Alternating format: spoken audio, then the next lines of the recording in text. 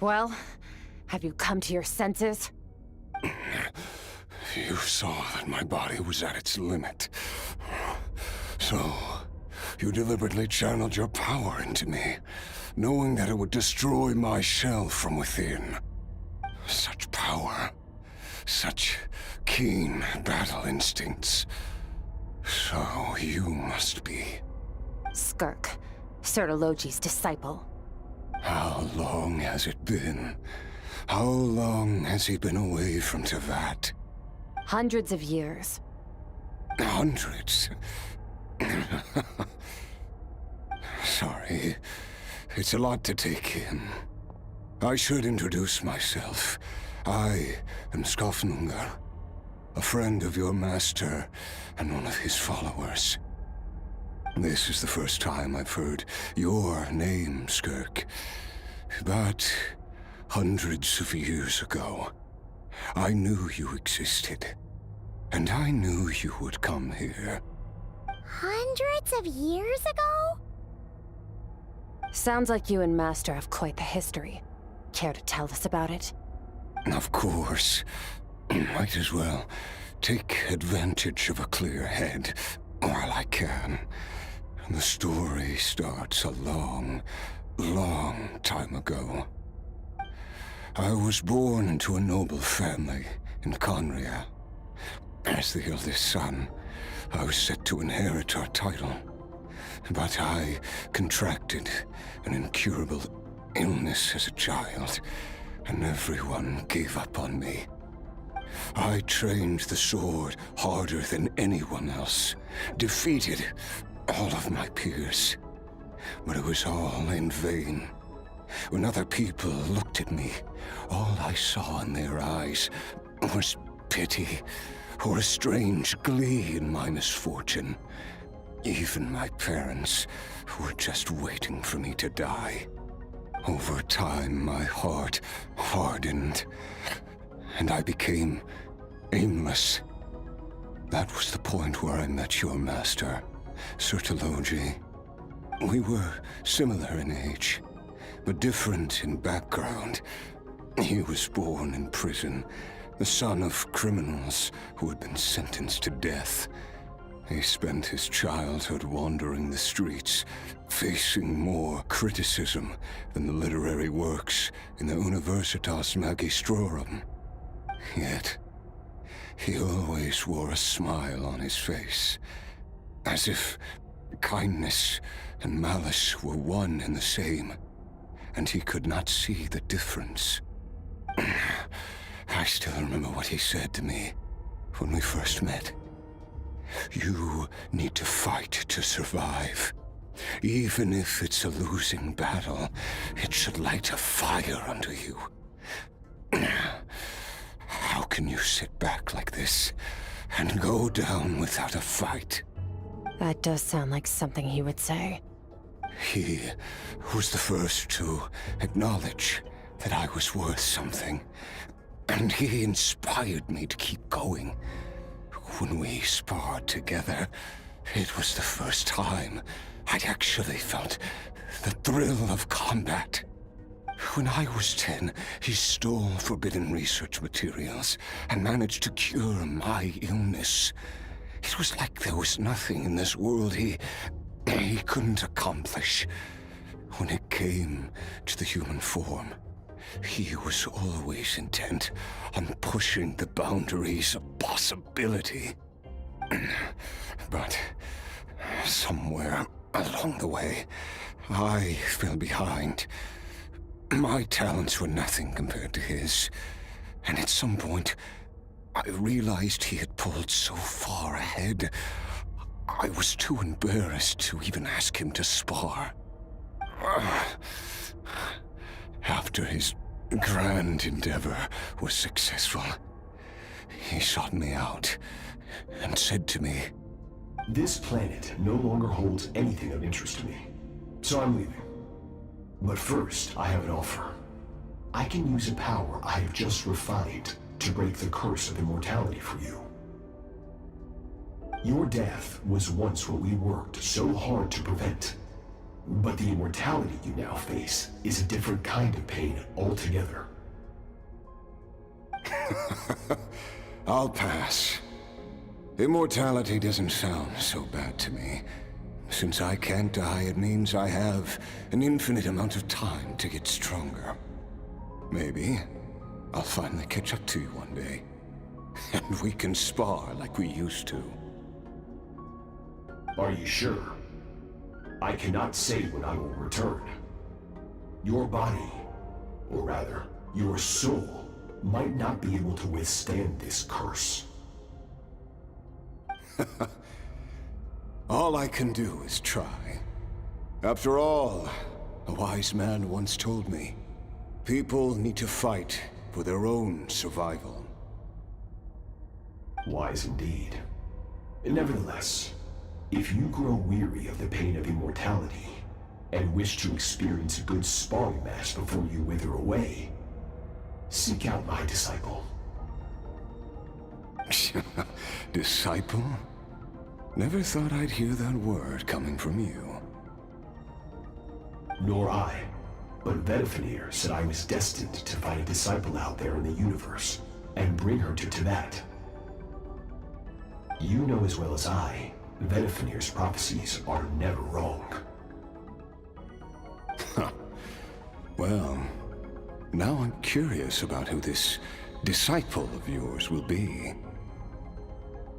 All Vedifenir said was that one day, the stars shall bow in her honor. Sounds pretty impressive. Of course. Only the most outstanding people would have the right to become my disciple. Still self-assured as ever, I see. But you're not wrong.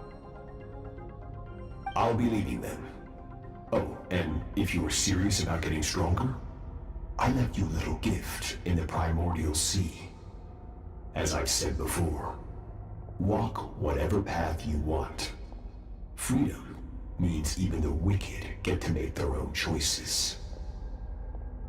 Waiting for me in the primordial sea was the all-devouring narwhal, already beaten into submission by Sertologi. In its weakened state, I was able to cut off part of its flesh and sew it into my own heart. Your heart? That sounds like torture. How did you even survive that? Because, of course, I bear the curse of immortality. So, you used the curse to turn yourself into a vessel for power. Even with that whale's ability, devouring power like that is not something the human body can withstand. With your body and soul constantly at the breaking point, it was the curse of immortality that sustained you. But that is not the path to strength. You have to pour your heart into it, work for it, dream of it. Instead, you stole something that didn't belong to you, and it backfired. You're right. I should have known better, but I had already pushed myself to my limits, and he was still miles ahead of me. So I had to take a leap of faith. I miss your master. I miss the days when we were all together, troublemakers without a home. I don't regret the choice I made. But if you'll allow it, I do want to apologize. To both of you. After the beating we just gave you, I think we can call it even. You're an interesting one as well. Sertologi's disciple. That's a lot to live up to. It can't have been an easy experience. I know what he's like.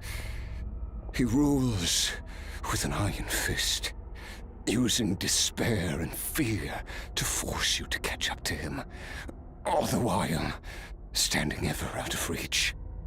We're like mountain climbers in the dark, never knowing how much higher we have to climb. Or when we will see the sun again. True. But I made up my mind long ago. No matter how dark it gets, I will not give in to despair. I will overcome it. Besides, after hearing your story, I suspect what Master really wants is not a battle that demands his full strength, but rather a defeat without regrets. Oh? Since you're his friend, you must have some things in common. The first time we came here, when you stabbed me through the fog and stole my power, I felt no emotion coming from that spike. But when you had to devote all your strength fighting me just now, I could feel joy and passion emanating from your blade. It was the joy of a researcher discovering the truth of the world, the joy of an artist uncovering a temple of wonders. Interesting. I'm certain I didn't express those emotions outright. Yet you were able to read them from my blade, like a glimpse into my inner world. You're right. That battle brought me an unbridled sense of joy, and my defeat brings me no regret whatsoever. Exactly. I think Master also craves a battle like that. One where his opponent forces him to use all his strength, unlock the extent of his potential, and transcend his own limits. A battle to end all battles. After which, all can come to an end, including, perhaps, his life. For that very reason, good and evil are meaningless to him. He has one purpose, one goal: to complete himself. It's one of the secrets to his strength. Perhaps you're right. Perhaps that is his goal. What a battle that would be. Oh, to witness such a... Are you okay? Too many different kinds of power are surging through my body. The curse of immortality allows it all to coexist, but it does not remove the pain. I won't be able to hold on to my sanity for much longer. What a shame. I would have loved to witness that battle. Ch.1 once offered to free me from this curse. Now, I must ask that of you, Skirk. Can you release me from the pain? I can, but not through death, if that's what you were hoping for. It's not a suitable punishment for your crime. As an alternative, I can take your consciousness, along with all the power you've consumed, and smash it to pieces. The impurities will dissipate, and under the curse of immortality, your mind and body will regenerate. When that process is complete, you will be back to who you were before, no longer tortured by powers you can't control. But it will be a time-consuming and painful process. The decision is yours to make. I accept. And who knows? Perhaps I'll wake up in time to witness your great battle with Ch.1. I have faith that you'll be able to stand against him one day. Though I know it'll be a long and arduous road. If we are climbers in the dark, it appears the dawn has finally broken for me. But your ascent continues. At least, it looks like you are not alone on your journey. I will reach the top of this mountain, no matter what it takes. And you, Skirk, will be my witness at the end of all things.